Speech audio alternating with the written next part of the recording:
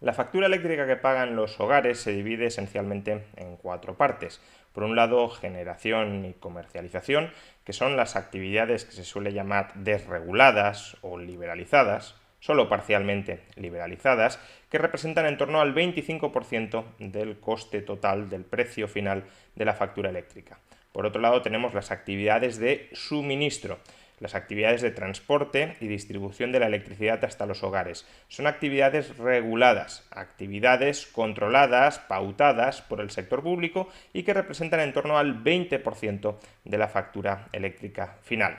Generación y comercialización más transporte y distribución representa el 45% del total de la factura y son las actividades que podríamos llamar consustanciales, esenciales para que exista un sistema eléctrico. Si no se genera electricidad, no llega electricidad a nuestros hogares. Si no se transporta y distribuye la electricidad desde las centrales que la generan, tampoco tenemos electricidad disponible a nuestros hogares. El otro 55% de la factura eléctrica son costes ajenos propiamente al sistema eléctrico, costes que se pueden cargar al sistema eléctrico, pero que no son consustanciales al mismo. Por un lado tenemos los recargos de política energética, es decir, los costes políticos vinculados a las malas decisiones pasadas de política energética que adoptaron nuestros gobiernos, por ejemplo, la promoción de las energías renovables en un momento en el que las energías renovables eran muy caras, o los déficits de tarifa. Durante muchos años los españoles estuvieron pagando la electricidad por debajo de su coste, eso iba devengando un déficit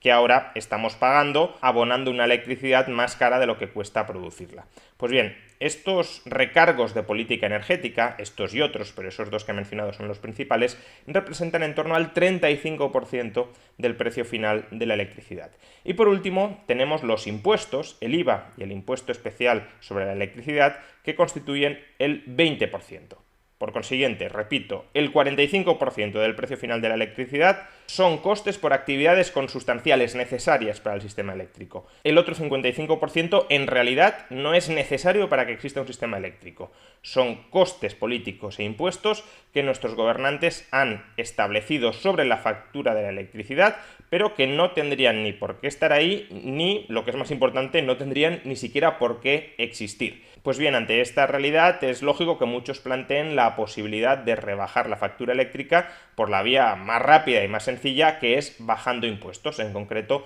bajando el IVA desde el 21% hasta el 10% o hasta el 4%. En otro vídeo ya explicamos que Europa sí permitía esta rebaja y por tanto es una opción política hacerlo o no hacerlo. Personalmente no creo que sea una prioridad bajar el IVA sobre la electricidad, básicamente porque tenemos un déficit público brutal y si hubiese margen para bajar impuestos, creo que hay otros impuestos más prioritarios a reducir que el IVA sobre la electricidad. No obstante, hay partidos políticos que durante mucho tiempo sí estuvieron defendiendo la rebaja del IVA a la electricidad y que ahora que están en el gobierno dan marcha atrás y no quieren rebajar el IVA a la electricidad y, según nos dicen, no quieren hacerlo porque de bajar el IVA a la electricidad lo que sucedería es que los precios antes de impuestos de la factura eléctrica subirían de tal manera que los precios después de impuestos seguirían igual. Lo único que cambiaría es que el sobreprecio que ahora se embolsa el gobierno para financiar gastos públicos a través del IVA, se lo embolsarían las eléctricas con mayores beneficios empresariales. Vamos a examinar justamente este argumento. ¿Es verosímil que si baja el IVA de la electricidad, los precios de la electricidad no bajen y por consiguiente los beneficios de las eléctricas aumenten como consecuencia de esta rebaja del IVA? Bien, como ya hemos mencionado antes, hay dos actividades que son desarrolladas por el sector privado y que están desreguladas. Es decir, hay dos actividades cuyos beneficios son susceptibles de aumentar después de una rebaja del IVA: la generación y la comercialización. La generación consiste en generar la electricidad y la comercialización es la actividad comercial de poner en contacto al consumidor con la central eléctrica y con las redes de transporte y distribución. Son las empresas que directamente nos venden la electricidad. Por consiguiente, lo que hay que analizar es si es verosímil que los beneficios de la generación o de la comercialización aumenten después de que baje el IVA. Existen además dos escenarios en los que cabría pensar que los precios antes de impuestos aumentarían como reacción a una bajada del IVA. El primer escenario es aquel que además presuponen los que efectúan este argumento, en el que existe un enorme poder de mercado dentro del sector eléctrico. Como las eléctricas tienen la sartén por el mango, como las eléctricas pueden fijar unilateralmente precios, como las eléctricas son un oligopolio con capacidad de determinar los precios, si bajan el IVA, lo que harán será subir los precios antes de impuestos para absorber la rebaja del IVA en forma de beneficios. El otro escenario pasaría por negar que existe poder de mercado en el sector eléctrico, que tenemos un sector eléctrico suficientemente competitivo. En ese caso, podría suceder, aún así, que los precios de la electricidad aumentaran, como luego vamos a examinar. Bien, estudiemos el primer escenario, el escenario en el que se presupone que existe poder de mercado y que, por tanto, centrales generadoras o comercializadoras eléctricas tendrían capacidad para elevar el precio de la electricidad a discreción como reacción a una bajada del IVA. En primer lugar, no parece nada verosímil que en el sector de la comercialización exista poder de mercado. En España hay unas 300 comercializadoras y además las barreras de entrada en este tramo del sector son muy bajas. Por consiguiente, si hubiese beneficios extraordinarios, sería muy sencillo que nuevas compañías pudiesen entrar a ofertar electricidad, reduciendo los márgenes oligopolísticos que supuestamente existirían en este sector del mercado. Además, para muchísimos consumidores es una actividad cuyo margen de beneficios está regulado por el sector público a través de la tarifa del precio voluntario para el pequeño consumidor. Por consiguiente, en esta actividad no parece nada probable que se pudiese manifestar un incremento de precios antes de impuestos para aumentar los beneficios extraordinarios oligopolísticos de la comercializadora en caso de que bajara el IVA. Distinto es el caso, o distinto podría ser el caso, del sector de la generación. En el sector de la generación, uno sí podría pensar que existe poder de mercado, dado que la libertad de entrada en este sector está regulatoriamente, burocráticamente, mucho más estrangulada que en el sector de la comercialización. O dicho de otra manera, no cualquier empresa puede montar una central nuclear, no cualquier empresa puede montar una central hidroeléctrica y como consecuencia de ello los incumbentes, las empresas que son dueñas de estas centrales, sí tienen una mayor capacidad de manipulación de los precios. Por consiguiente, se podría apelar al argumento de que si bajara el IVA, en el tramo de la generación eléctrica, las grandes eléctricas se cartelizarían para aumentar el precio de la electricidad y absorber esa rebaja de impuestos. ¿Es verosímil que esto suceda? Desde mi punto de vista, no demasiado. ¿Por qué? Porque la única forma que existe de alterar de manera permanente y estructural, no de manera transitoria se podría dar, pero de manera permanente y estructural, la única manera que existe de encarecer el precio del mercado mayorista en el sector de la generación eléctrica sería básicamente apagando centrales, es decir, dejando de producir en parte de las centrales eléctricas que hoy están produciendo. Y si las grandes eléctricas decidieran desconectar, decidieran apagar, decidieran dejar de producir tanto como hoy están produciendo, además de una manera concertada entre ellas, porque sería necesario no solo que se desconectara alguna central, sino muchas, pues eso cantaría mucho. Sería una práctica cartelizadora muy evidente y la Comisión Nacional de Mercados y Competencia actuaría y sancionaría a las eléctricas ante una colusión tan sumamente descarada. Por tanto, en la medida en que la oferta de electricidad vía generación no descienda apreciablemente como reacción, como resultado a una rebaja del IVA, no se produciría un encarecimiento del precio de la electricidad debido al poder de mercado que puedan tener las grandes centrales eléctricas y que ya digo, creo que sí tienen en el tramo de la generación, sobre todo a la hora de protegerlos frente a nuevos entrantes, pero no es tan fácil coordinar de manera estructural una acción anticompetitiva dentro de este mercado. Por consiguiente, y por cerrar este primer punto, ¿es verosímil que si baja el IVA de la electricidad haya un incremento de los precios antes de impuestos y por tanto no haya una rebaja de los precios después de impuestos como consecuencia del poder de mercado, como consecuencia de la acción concertada del oligopolio eléctrico? Creo que no es nada verosímil porque en el tramo de la comercialización no existe tal oligopolio, no existe tal falta de competencia, es un tramo del mercado, es una actividad muy competitiva con muy bajas barreras de entrada.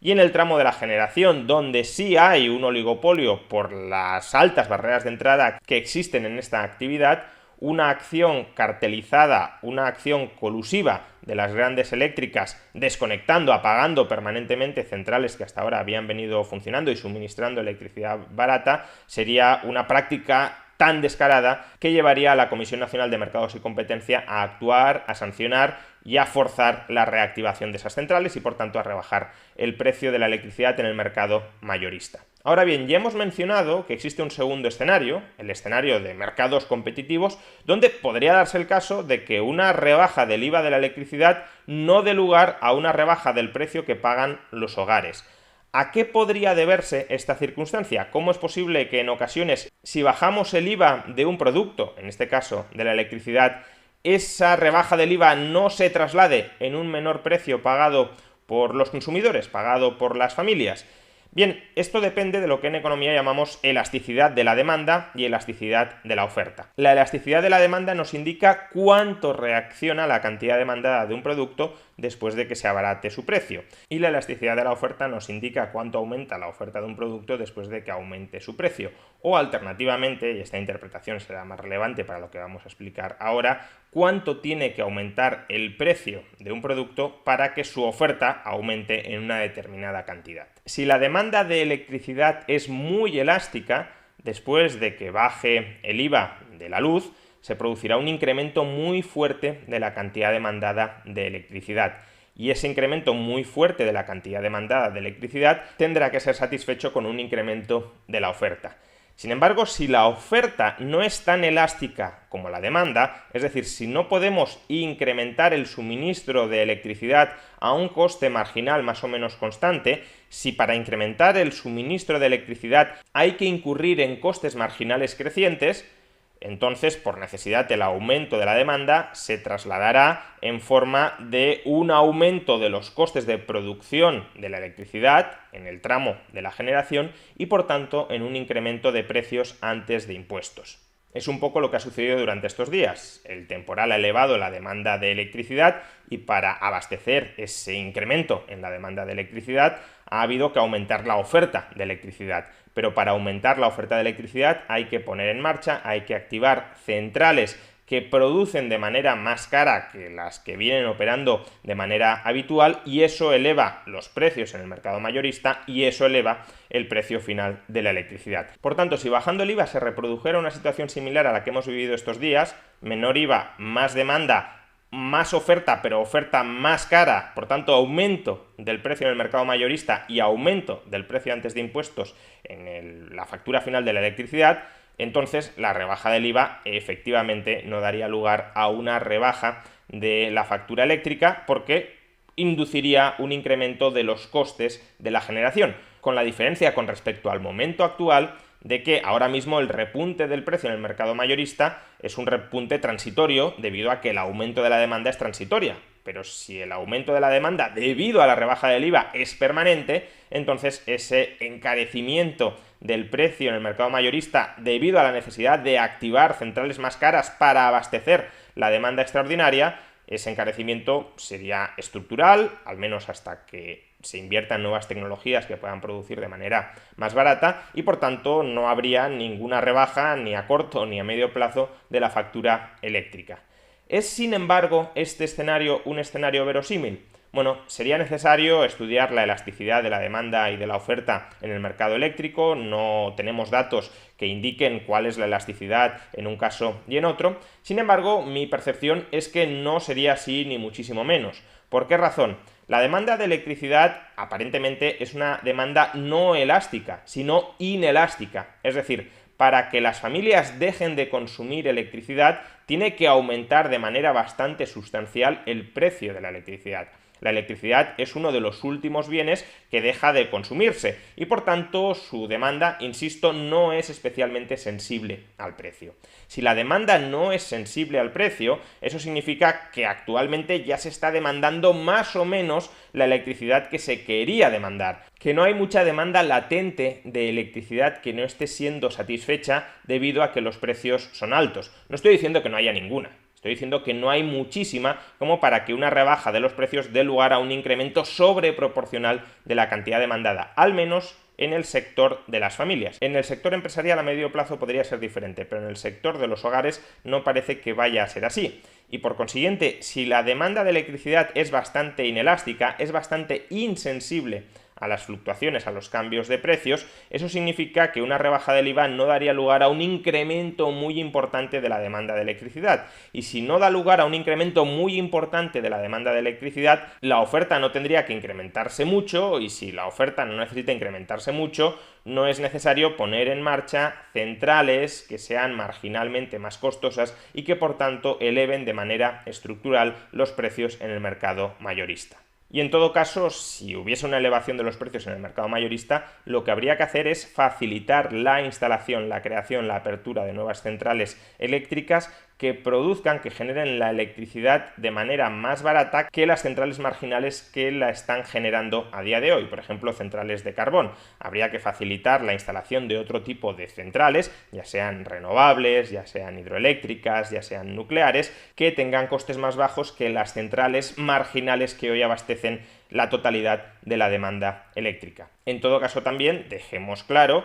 que ese segundo escenario, en el que se podría producir un incremento del precio de la electricidad antes de impuestos como consecuencia de un aumento muy importante de la demanda de electricidad tras la rebaja del IVA, no serían esos incrementos de precios incrementos que redundaran en un aumento de los beneficios empresariales de las eléctricas, porque serían un incremento de precios derivados de que para abastecer la demanda extraordinaria que ha aumentado después de la rebaja del IVA, habría que aumentar la oferta de electricidad con centrales que también generan esa electricidad de manera más costosa. Por tanto, sería un incremento de precios que resultaría de un incremento de costes. No obstante, y para terminar, creo que el escenario más verosímil es justamente que una rebaja del IVA sí se trasladara en su mayor medida en el precio final de la electricidad, es decir, que hubiese una rebaja del precio final de la electricidad si se bajara este impuesto. No tendría por qué ser una rebaja del 100%, absolutamente proporcional a la rebaja del IVA, pero muy probablemente sí se trasladaría la mayor parte de esa rebaja en forma de un menor precio que pagarían los hogares. Cuestión distinta, insisto, es si esta medida es una medida de política fiscal razonable en la coyuntura actual, de alto déficit público, de alto endeudamiento público, de un gobierno que no quiere recortar el gasto, de un gobierno que está subiendo otros impuestos que son bastante más dañinos para la actividad económica. Es decir, la cuestión es si la rebaja del IVA sobre la electricidad es una prioridad de política fiscal. Pero si lo fuera, como algunos partidos decían en el pasado que lo era, no manipulemos ahora a la opinión pública diciendo que esa rebaja del IVA de la electricidad no tendría ningún efecto sobre los precios que pagarían los hogares. Tanto por la estructura del mercado como por la estructura de la demanda eléctrica, todo apunta a que sí lo tendría. Y quienes ahora están cambiando de discurso no lo hacen por razones económicas, lo hacen esencialmente por razones políticas.